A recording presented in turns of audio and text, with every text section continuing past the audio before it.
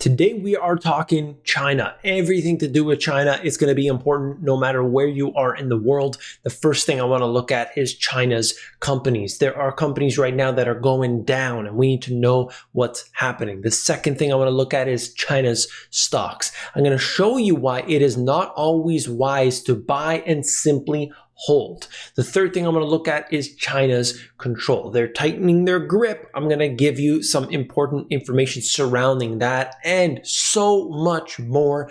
Let's get into it. So let's take a look first at this one company that I've been covering for a while. Evergrande bond trading halted on growing fears of cash crunch. This is one particular company. There are others. This is a property developer, a massive property developer that has been going under. Suspensions come as country's most indebted property developer faces liquidity crisis. Is this the Lehman moment that we've been waiting for? Well, what's happening here? You got the government stepping in and say, hey, you got to fix this. You got to fix that. And of course, what's going to happen, we'll have to see. But this could absolutely spiral out of control because we're talking about billions and billions and billions of dollars. You can read the Financial Times article if you're interested. I just want to give you an update on what's going on. Inside, Huarong bailout that rocked China's financial elite. Another big one. Rescue shows Beijing won't let Lehman-like moment upend the market. You see? You see what they're saying? Months-long delay points to waning support for state backstops. So we have to see what happens in time. But all I'm trying to say here is that there are big companies with a lot at stake.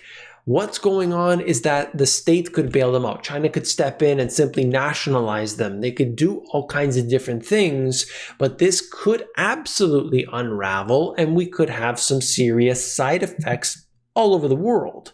The problem doesn't have to stem from the US for it to become a US problem eventually, just like a subprime crisis in the United States became a problem all around the world. You got to think about that. Like the whole world was affected by what happened with subprime mortgages in the United States because the financial system today is all interconnected. Huarong puts $59 billion in bad assets on sale to raise cash. What do you do when you have a problem with the debt? You got bad debt. Let's say you had credit card debt. What do? Well, you sell it to your neighbor? You sell it to your friend? Think about this. This is what they do in the financial industry. They get rid of their toxic garbage and they sell it to the Federal Reserve. They sell it to this central bank or that pension fund. This is the world we live in. But anyway, Embattled Firm starts its biggest ever sale online. And I just think it's funny. I can't even read it and make sense of it. But hey, Huarong is seeking to rebuild finances after record losses. So you got $59 billion in bad assets and 7,000 borrowers are involved. We'll see what happens, but all I'm trying to say is that you've got multi-billion dollars affected here. This is not like what I've covered before. In China, there have been small banks that have been going under, medium banks that have been going under, but it's not necessarily the biggest of the bigs. Now we're talking about some much more serious companies here. Okay, China plans $7 billion Huarong recapitalization led by CITIC. CITIC is also poised to assume finance ministry's stake. Huarong tumbles, having gripped investors since April. I will show you the charts in just a second related specifically to the tech sector in China, but understand what's been happening. China is going to the next level. They have been exacting their control over the population, over the corporations, and we are going essentially back in a sense, at least looking externally inward, that's the way it seems. So there was a great opening. There was a boom that happened. Growth was there. It was magnificent. And you had manufacturing that everybody around the world moved their manufacturing to China. As a result, you had major cities popping up, tens of millions of people living in these major cities all over the place, manufacturing everything, and their infrastructure grew to levels in these major cities to far better than most Western cities. Okay, that's the state of it. And when we do this, what do you think is the result of that long term? It's not a good situation because now you get rid of all your manufacturing, you get rid of that base that's there, that develops a strong middle class, a stable and strong middle class, because when you're making stuff, you're actually generating the economy really, really good. But of course, that doesn't happen today, and things are very different today. And you've got a real big problem when you're relying on a country and at the same time you're battling them. How does that make any sense? Okay, look at this. Shanghai suspends key approval en route to offshore listings. You've probably heard of this before.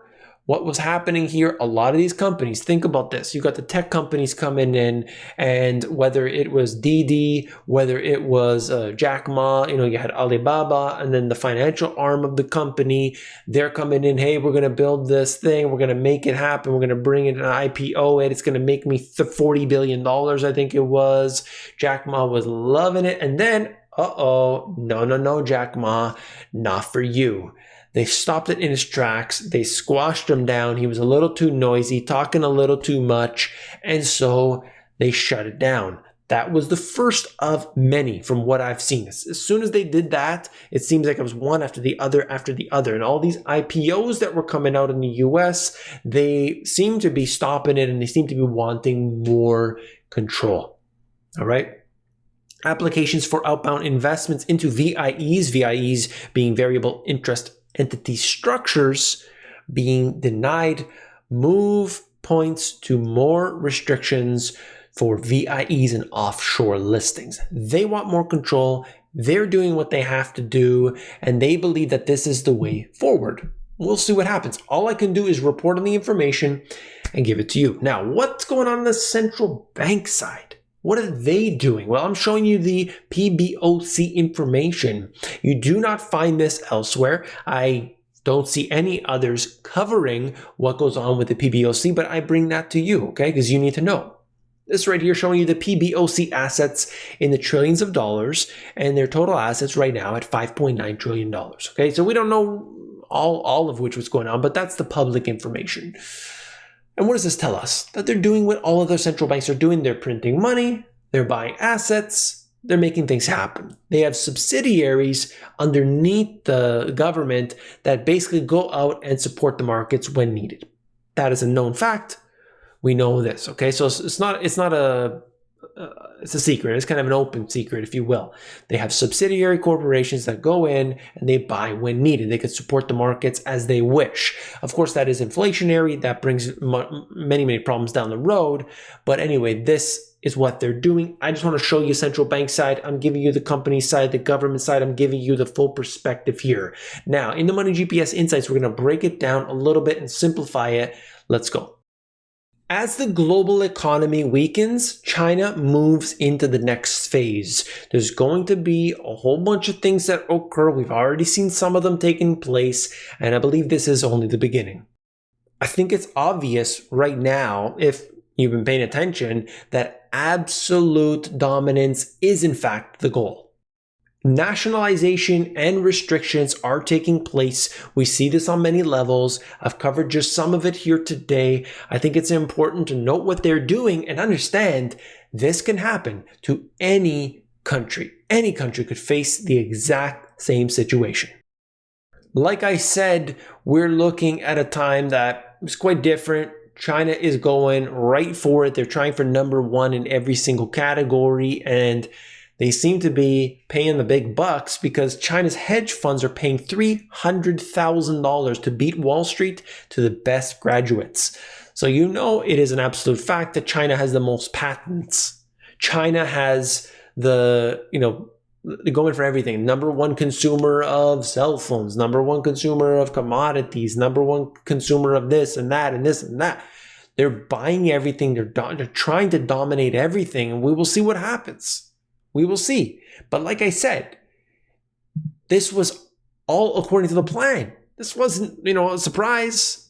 This was all according to plan. If you read the history and understand what happened through the 50s, you get the picture. A lot of people will say, oh yeah,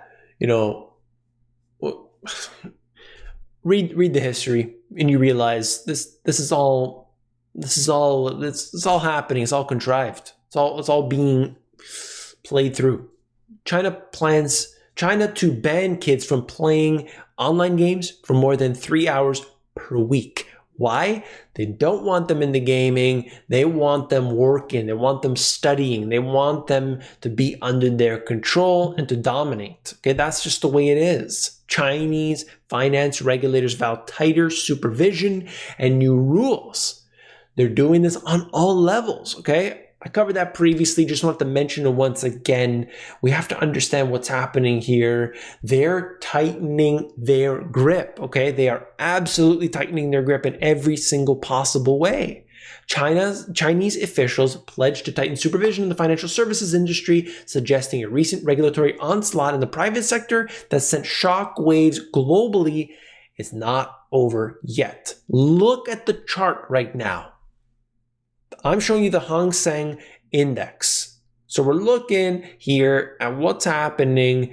Technology stocks aren't what they were. Like people had this idea that, buy good companies, hold them for the long term, you're going to do well. All right. Then I point out the Japan scenario. All right, well, it's Japan. Yeah.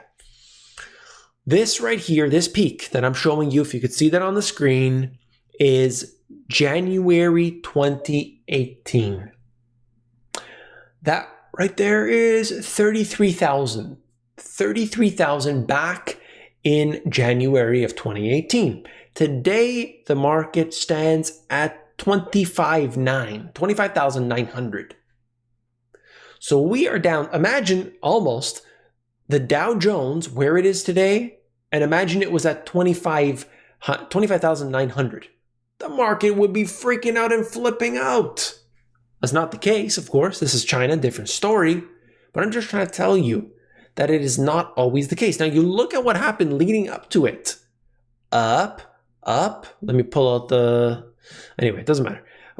Just look. Straight up through 2017. Up month after month after month. This is a weekly chart, but I'm just showing you month after month after month. And then it goes every single week after week after week, it was going up. No stops, no dips, nothing. And then it falls in the exact opposite direction. It gets way too hot and comes right back down.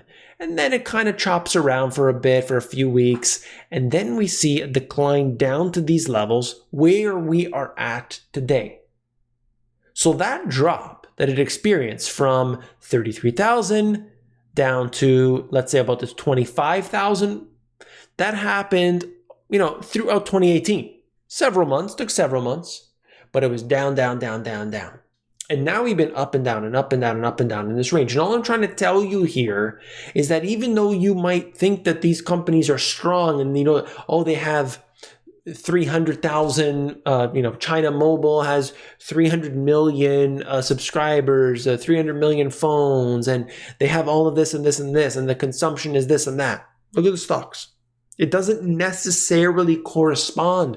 We have to understand. Now I can show you something else. Look at the NASDAQ. Performed ridiculously well through the period, but this is very unusual historically. Okay? That's all I'm trying to say. I'm not trying to scare anybody off and doing anything, but I think that for a lot of people, they just need to be careful about where their money is and understand that not everything goes up forever. Okay, speaking of going up, Ether briefly tops $4,000 as upgrade and NFT momentum gathers pace.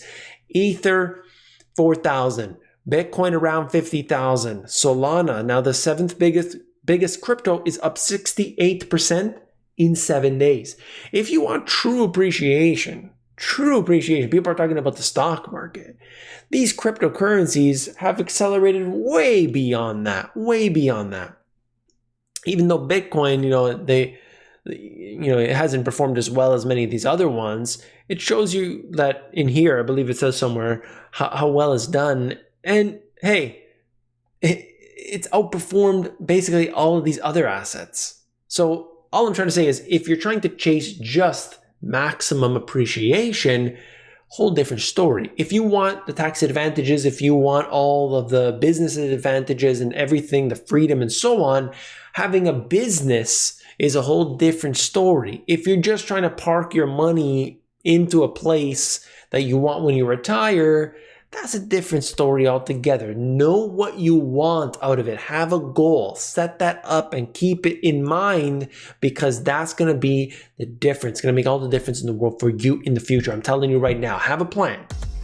Are you an insider yet? Oh my goodness, why not? You've got to join me on the Insiders, because that's where we have over 5,000 people getting my email of the day. And basically what that does is I email you the video 5 days a week, and you get this information directly to your inbox.